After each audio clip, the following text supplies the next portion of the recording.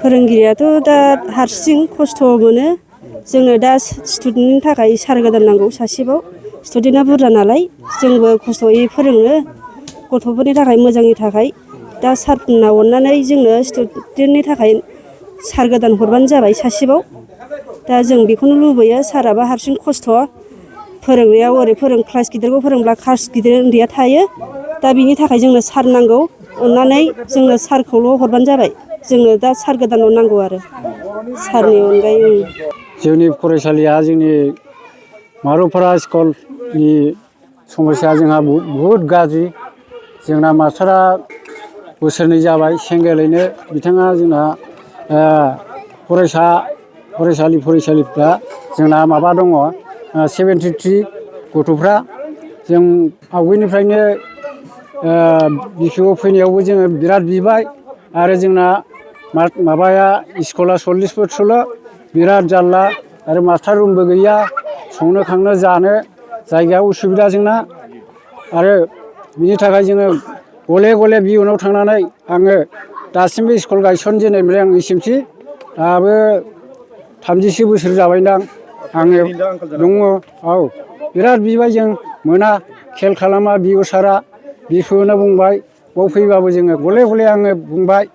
हारसिङै फोरोंनांगौ जायो आं हारसिंनो फोरोङो बिथाङा आरो माबाबावसो बिल'बावसो बिथाङा गारनानै थांनांगौबा मा जायो 72 गथ'फोरखौ हारसिङै बेल' खामानिखौ मावहैनांगौ ना सेन्सास खालामनांगौ ना बिथाङा क्लास लानांगौ जाखो एफा बुरजा गथ'खौलाय 7था साबजेक्ट लानांगौ जोंनो गोख्रोङैनो जोङो चिरां जिल्लानि सार आइएस आरो बिपिअ जाखिया जोंनो मास्टारखौ नांगौ बे गेजेरावनो जोङो 15 आगष्टसिमावनो जोंनो सेकेन्ड टिचारखौ सोहरनांगौ सेकेन्ड फोरोंगिरिखौ आरो जोंनि रुमा बिराद फिसा प्लास्टार गैया जोंहा एसएमसि जिरायनोबो जायगा गैया कुकारफोर जिरायनो गैया संग्रा जोंहा नै मिडिमेल बानायग्रायाबो बिराद फिसा जोंनो बिराद खहा जानानै दं जोङो गले गले बुंनाय जागोन जोंनो नांगौ जोंनो जोंनि बे बैग्रिगुरि गामिनि मारुफारा स्कुला बुहुद जोंना गोदोसोनानै दङ हाग्रा बंग्रा गथ'फोरा आजां गाजां ओंखाम उखैनानै फैनाङो गोजान गोजाननिफ्राय बिराद उसुबिदायाव जानानै दं सार आइएसआ जोंनो थाबैनो हरनांगौ। दिनै बे समाव बैग्रिगुरि गामिनि सिङाव थानाय मारुफारा गुदि फरायसालि बेवहाय चिरां जिल्ला एबसु जिथि दखरा एबसु आरो सान्थिपुर दालाइ एबसु जोङो जुथायै बाहाय ज' फैनाय जादों। फैनायनि गुबै थांखिया बेनो जोङो खोनाबाय थादों आरो जों नुबाय थादों बे मारुफारा गुदि फरायसालिनि जे मोनसे थासारि जोबोद जेंना जेंगोनाजों बिथांमोना बुंफबनानै दङ आरो बेवहाय जोंनि फरायसालिनि अबस्था जोंनि सोलोंथाइनि मोनसे थासारि जोंनि फरायसाफोरनि जि मोनसे फान्डामेन्टेल राइट इडुकेसन बेखौ मोननांगौआव फरायसाफ्रा डिप्राइभ जानायखौ जों नुबाय थादों। बेनिखायनो दिनै जों मोनसे गोख्रों मोनसे थांखि लानानै फैदों जे बे फरायसालियाव जों मा हायो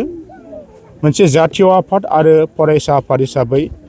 जोंनि सार्भिसखौ जों होनो फैदों बाहाय। एबसुनि बाव गैयाबाबो 50 जनसो जों मावथि दङ।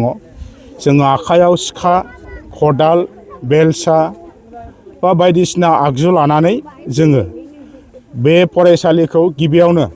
साखोन सिखोन जों खालामनो नुजाफैदों। फरायसालिनि सोरगिदिं जों नुबाय खुनु बाव फेन्सिंनि बा बाउन्डारि वालनि खुनु बेबस्था गैया। बेयाव जों नुफैबाय फरायसालिनि जे बिल्डिं बा इनफ्रास्ट्राक्चार बियो थोजासे नङा। गंसेल' बाहाय 40 फुटसो गोलावनि बिल्डिं दङ आरो बे फरायसालियावनो जों नुफैबाय स्पष्ट जोंनो गाहाय फोरोंगिरिया जोंनो डाटा होबाय जि इनरलमेन्ट बियो 73 दङ। क श्रेणीनिफ्राय आप टु क्लास 5 सिम 73 जन।